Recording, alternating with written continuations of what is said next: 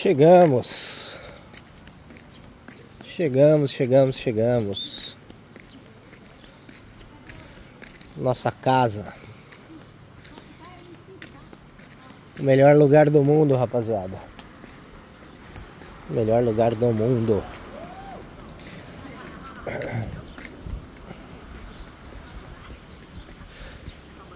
Cara, eu vou falar pra vocês, a Escócia é um dos países mais incríveis que eu já conheci, tá?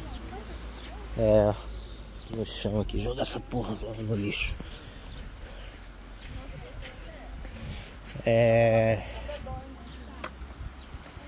Vamos lá.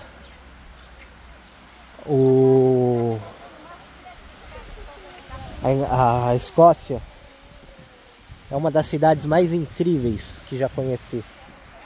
E aí? Bom dia, tô em casa, porra. Ai, cheguei, tô em casa, velho. Vamos lá, trocar uma ideia.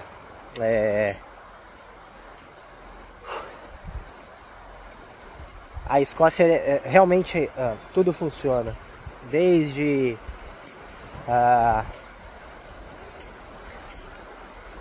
saneamento básico, trânsito, saúde, educação.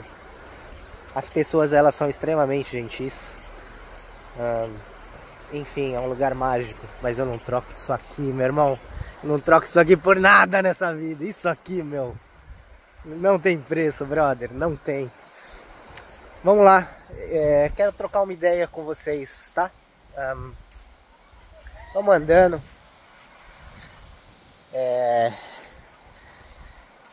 Eu vou parar, ver se eu consigo parar em algum lugar para sentar, pra gente trocar uma ideia. Quero falar um pouquinho da minha vida.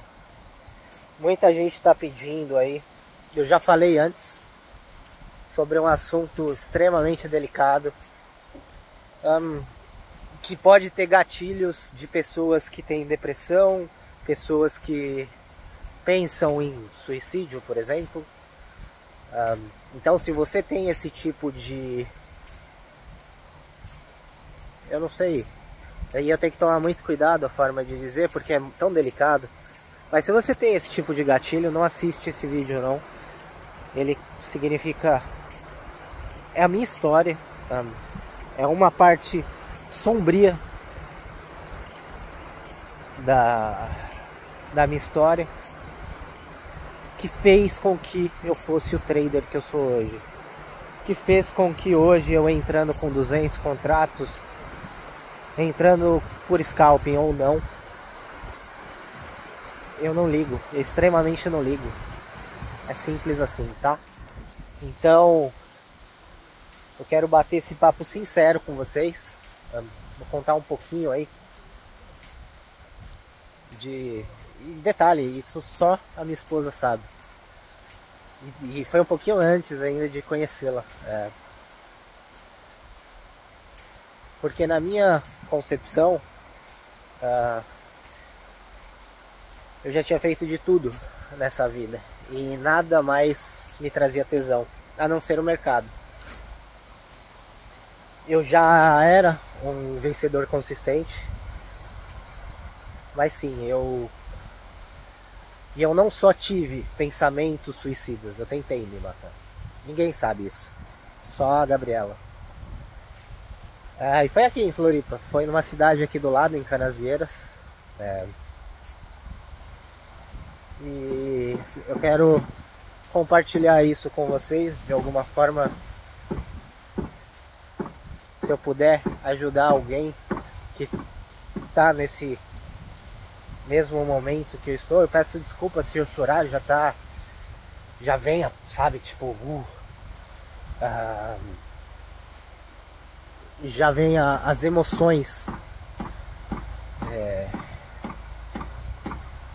que eu senti no momento, enfim, traz vários gatilhos. Então, sim, essa é a história de quando eu tentei me matar, tá? Então, se você não consegue lidar com essas sensações e sentimentos, não pula esse vídeo, não é pra ti, porque é muito perigoso, tá bom? Vamos lá. Falado isso, eu já era consistente no mercado, já ganhava bem, só que eu me sentia perdido, velho. Eu me sentia perdido. Amor, tá? Eu me senti extremamente perdido. Nada mais fazia sentido pra mim. O que eu fazia? Eu tradeava na parte da manhã, sempre 50, 100, 150, 200 contratos. Aqui nesse lago tem jacaré, tá? E é verdade. É bom pescar aí à noite. E assim, eu tradeava na parte da manhã. Eu morava em São Paulo, próximo à freguesia do Ó.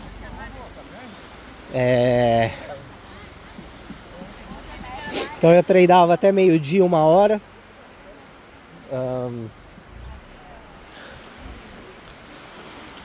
Depois eu ia pros bares. Eu ia pra Pinheiros ou Vila Olímpia, ou eu ia ali pro Shopping Bourbon, na rua Palestra Itália. Tinha um bar ali, eu não vou lembrar o nome, mas bem de frente na Palestra Itália, ali do lado de uma esfirraria que é uma das mais conhecidas de São Paulo. Puta, era um bar sensacional e eu conheci o dono. Porra, a gente chegava lá, eu chegava lá 3 da tarde e saía de lá 3 da manhã, velho. Todo dia, todo dia. E foi assim por anos. Assim por anos fazendo isso. E eu não tinha expectativa, por exemplo, de... Eu sempre amei esse lugar. Morei aqui há muito tempo atrás.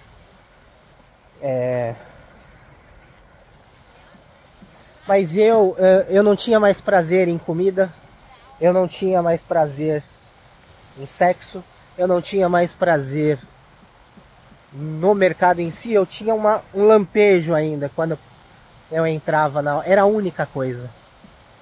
Quando eu dava a ordem, quando saía, quando tirava, seja no loss ou ninguém, eu acho que era o único momento, assim. Vamos dar uma olhada ali para vocês verem a lagoa. Eu acho muito, brother, que... legal, né? Uma lagoa e o mar. O único momento real que eu me senti um pouco vivo. E não tudo, sabe?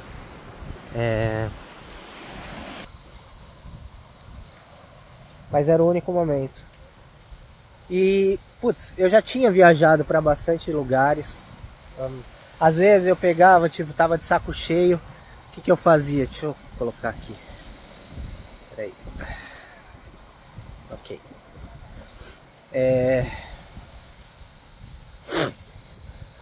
O que eu fazia? Eu ia pra rodoviária, não tinha o que fazer, não tinha lugar para ir de fim de semana.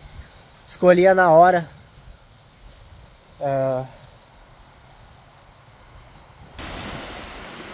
Chegava na rodoviária, sentava, pedia um chopp e escolhia na hora o lugar que eu ia. Sem hotel, sem porra nenhuma, só ia. Por quê? Porque eu tava perdido. Eu chegava na rodoviária e pensava, sei lá, hoje eu vou pra Trindade, Rio de Janeiro, hoje eu vou pra Piracicaba, hoje eu vou pra Minas Gerais, hoje eu vou... Enfim, e era assim. Eu ia sozinho, chegava no lugar, achava um hotel, saía para os bares da cidade.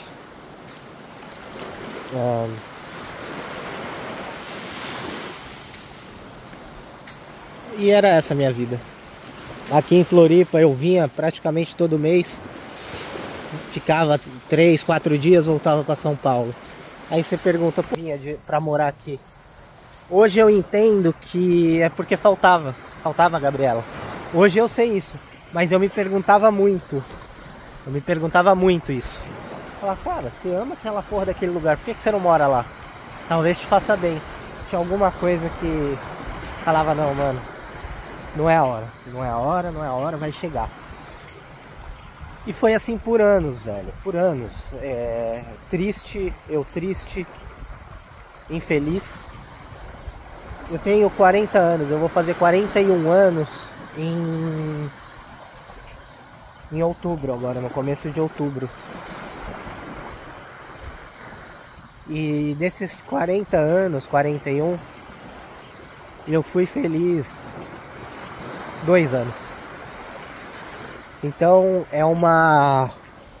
Onde a água do mar chega ali? Então é uma vida, porra, extremamente triste. De muita luta. Onde eu já falei pra vocês, eu já falei que as pessoas que estavam do meu lado, tirando a Gabi, nesses anos de infelicidade e tristeza, quando eu tava tentando alguma coisa, me chamavam de perdedor, de fracassado, falavam que eu não ia ser nada na vida, por não parar emprego, não aceitar um trabalho CLT das 7 da manhã às 18, segunda a sexta ou segunda a sábado, seja lá o que for, para ganhar 2.500, 3.000 reais, de não aceitar a ordem, de ver algo errado e, porra, mesmo estando errado ali, um procedimento de empresa, eu falo, pô, mas pra que eu vou fazer isso? Porque hierarquia, você tem que fazer e acabou, não importa se é ruim ou não. Eu nunca consegui. Por isso que eu não me encaixava, não me encaixei em lugar nenhum. E cara, isso é muito difícil pra quem... Sei lá, pra você viver dessa maneira é muito, muito difícil. E com o passar do tempo, a minha tristeza foi se alavancando de uma forma que eu falava, putz, já deu pra mim. Eu até falo pra Gabi, eu falava, quando eu a conheci, eu falava, Gabriela, eu já fiz tudo na minha vida, eu só tô esperando a morte. Eu não tenho mais nada pra fazer. E eram essas as palavras que eu falava pra ela, saca? Antes de conhecê-la, eu cheguei num ponto, meu brother. Eu cheguei num ponto que eu falei, cara, não quero mais. E isso se agravou, por incrível que pareça, com a presença de mais dinheiro. Quando eu tinha mais dinheiro pelo mercado, foi quando eu percebi que não é... Porque assim, quando você tá na busca do dinheiro, você não tem, mas tá buscando, você ainda tem um propósito. Naquele momento que eu virei consistente, que eu tava trabalhando bem, que sei lá, tava entrando 10 pau por mês, por exemplo, com um cara que, porra, saiu da periferia, ganhava 1.500 reais por mês. Isso não me satisfazia mais, e nunca me satisfez, na verdade. Putz, aquilo, na verdade, só alavancou a minha vontade de não viver mais. E aí teve uma viagem que eu fui pra vim pra Floripa.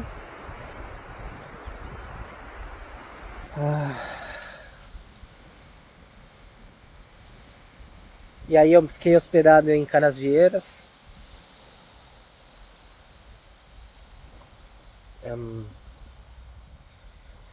Eu ia ficar aqui uma semana mais ou menos. Eu acho que no terceiro ou quarto dia eu acordei cedo, eu fui pra praia, tomei a minha cerveja, comi a minha porção de peixe que eu gostava.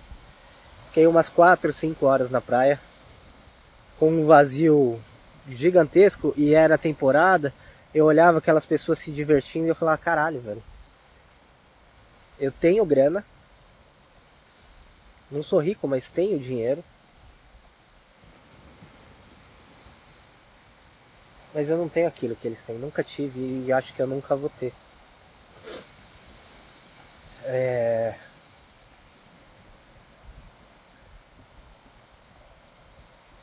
E aí eu decidi, eu falei, quer saber? Eu não quero mais viver.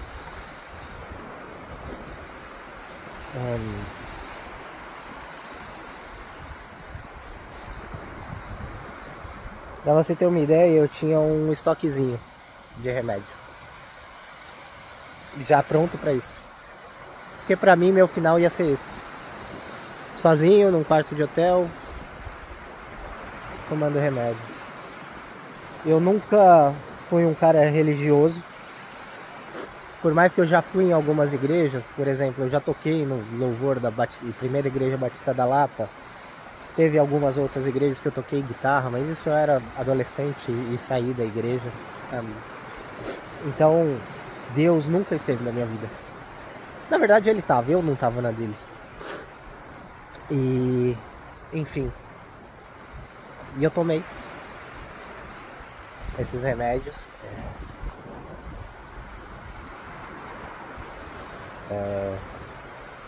Tentei, de fato, acabar com a minha vida.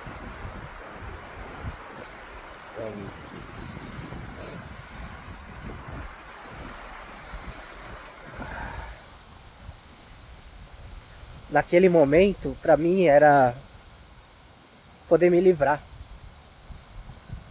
da dor e do vazio que eu sentia, da depressão. Hoje eu sei que era depressão, mas era um tipo de depressão que eu conseguia trabalhar, que eu conseguia andar por aí. Não era aquela de você ficar deitado, que é mais perceptível. A minha era imperceptível. E quantas pessoas, velho, não estão por aí andando, trabalhando, mas que tem depressão, que tem pensamentos suicidas? Então, se você tem, você precisa procurar ajuda. Quando eu fiz isso, eu acordei de manhã, todo vomitado, no chão perto do banheiro. Tinha cama, o banheiro ficava na esquerda, eu estava no chão.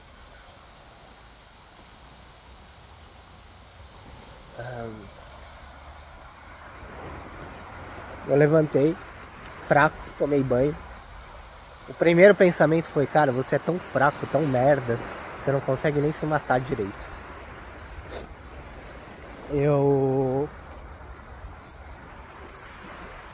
Naquela manhã eu fiquei deitado no quarto chorando, acho que até umas 15 horas mais ou menos. Depois tomei banho, saí, fiquei andando na praia fraco, cansado, fiquei andando na praia. Isso a Gabi não sabe.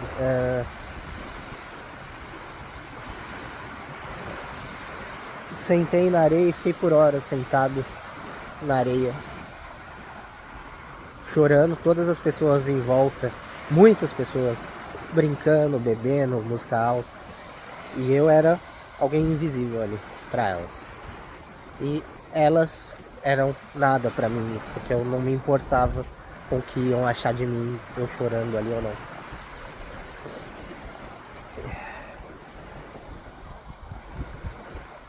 E daí foi passando o tempo. Depois disso, um pouquinho depois disso, eu conheci a Gabi. A Gabi, ela foi um anjo pra mim. Ela é meu pilar, velho.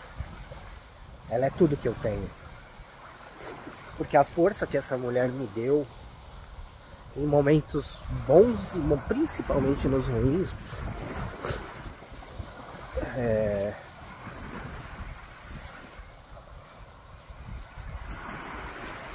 tem muita coisa que se conecta que depois você vai perceber.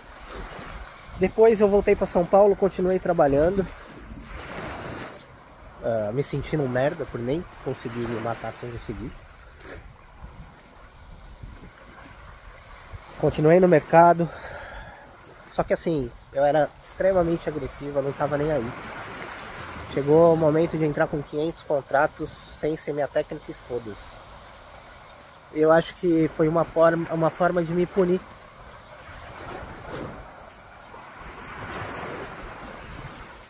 E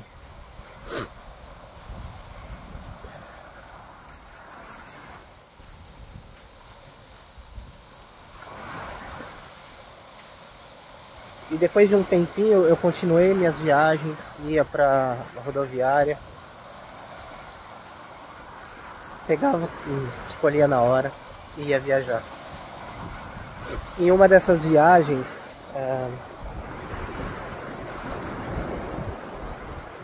eu tava não lembro onde eu tava. Acho que Piracicaba, se eu não me engano. Em São Paulo, interior de São Paulo. Algumas das cidades do interior. E